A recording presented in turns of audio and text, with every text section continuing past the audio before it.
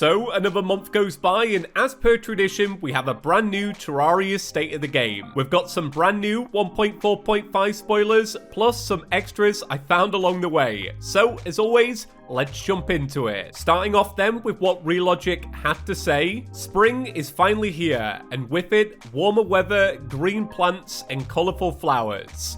We noticed lots of speculation that spring would bring the release of 1.4.5. Sorry to say that those guesses were incorrect.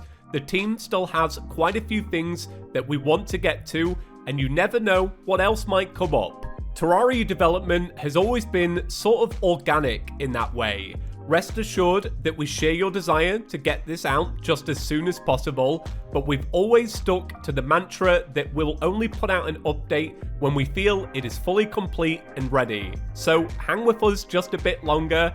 It should be well worth the wait. The team really enjoyed seeing how everyone reacted to last month's spoilers, especially roller skates. We've been doing a team and tester playthrough on the Vampire Seed over the past 2 weeks, and we have an even greater appreciation for these new masters of mobility than ever before.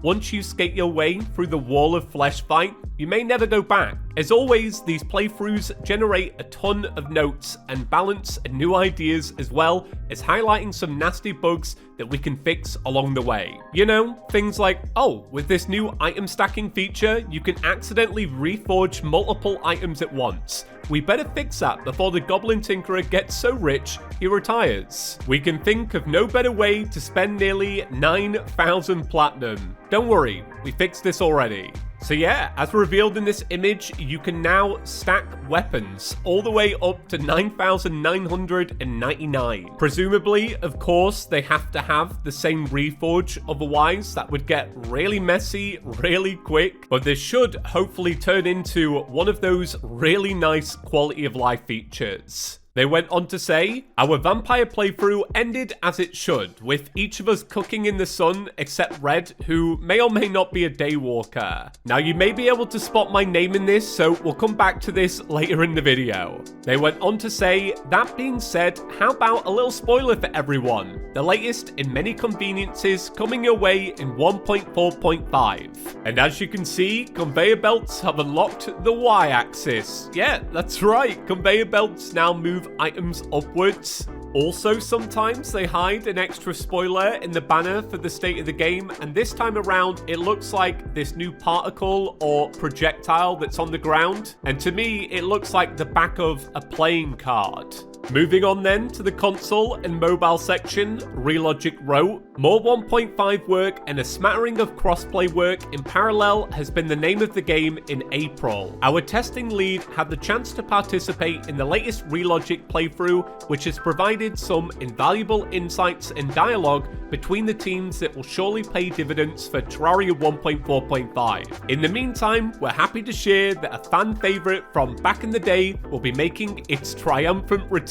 Behold the majestic Orca in all of its re-sprited glory. And yeah, after being removed from the game for quite a few years now, Orcas are finally back. Yeah, that's right. I know full well there are some sections of the Terraria community that are just losing their mind right now. But yeah, getting back to it, I love this new re-sprite. It definitely fits Terraria better than the version we had before. I do genuinely think we'll never see Okram again in modern Terraria, but seeing how good this re-sprite is, I really hope that one day they just add Okram back, even if it's a little pet. Also in this spoiler, this bikini is new, and I think the swim trunks are as well. Now that's about it for the state of the game, but we have plenty more to talk about. Also, it's a great time to mention, if you haven't already, please consider clicking the subscribe button. We're well on our way to 2 million subscribers. Obviously, I don't think we'll hit it before the update drops, but if you do like keeping up to date with all things Terraria, subscribing to the channel is a great idea. Back to that beta test then, as Loki mentioned, we were testing the Vampire Seed.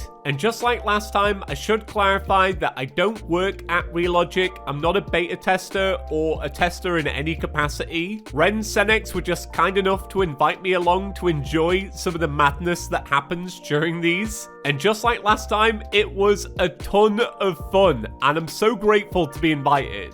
Red did share a couple of updates along the way, so I want to go over those really quick, even though they're pretty light on spoilers. First, there was a tweet that said, beta testing is going well this week. And here we are, all hanging out in the shimmer. He did also tweet, I'm still CEO, sorry Chippy. And yeah, this was a real PvP fight. I did get beaten once again, but hey, what can I say? It's Red, like, he made the game.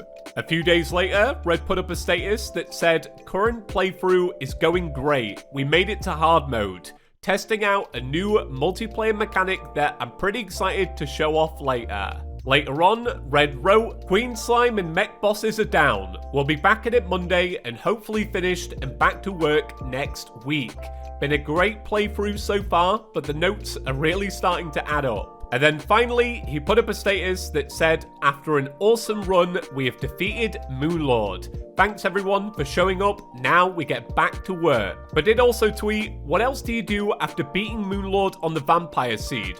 Lure everyone into taking a group photo and set the time to dawn. In response to this, somebody did ask, does the umbrella hat also work like the umbrella is, or are you going to make us wait for the release date? Red responded and said, this has been a big subject of debate for us. Someone also wrote, I feel like it would defeat the point of the challenge, and Red responded, exactly my thoughts. Now, Red does mention that it's back to work, but I want to clarify that he's just being very modest. You could look at a beta run and say, hey, it's just playing Terraria, but the whole time, Relogic and the rest of the testers are working really hard to take notes and fix things on the fly. As was shown with the state of the game with that little bug with the Goblin Tinkerer, that was found during our little adventure and they just fixed it. I do hope that one day Relogic offer a closer look behind the scenes because Relogic and the testers, they work really hard, and actually playing with them gives you a deeper appreciation for how hard it is to craft one of these updates. So yeah, once again, I am incredibly grateful to have been invited along. Thank you so much. But I do have some extra things to talk about. Moving on then, at the end of March, Terraria tweeted out, Happy Easter! Let's celebrate in the Terraria tradition of slime dying. And here we have a brand new spoiler, which shows that slimes that land on painted grass will actually transform to match the color that they landed on. I do wonder if this will affect every slime in the game, or it'll be reserved for a secret seed. But it is really cool, and also it gives us another look at kites that are mounted in the ground.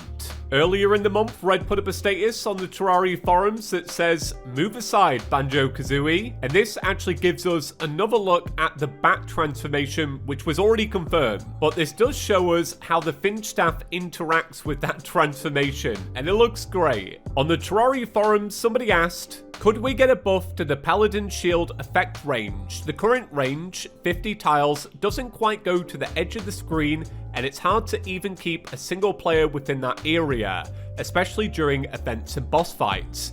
It'd be nice to be able to protect my whole team consistently. Red responded and asked, what radius would you like it to be? Someone wrote, I think 170 tiles would be perfect, as that would match the same radius as enemy banners and other area of effect furniture. And Red responded, well, this question brought up a whole thing in dev chat today. On the Terraria subreddit, someone put forward the idea that Chester should actually count as a safe rather than a piggy bank, and Red responded, I didn't want to make an item from Don't Starve Together meta. I also didn't want the player to feel forced into using that specific pet to optimize their storage. Someone responded and said, I think it would be cool if the pirates had a drop that functioned the same way though, a flying safe summon that could later be combined with the money trough and bag to create the ultimate floating storage system.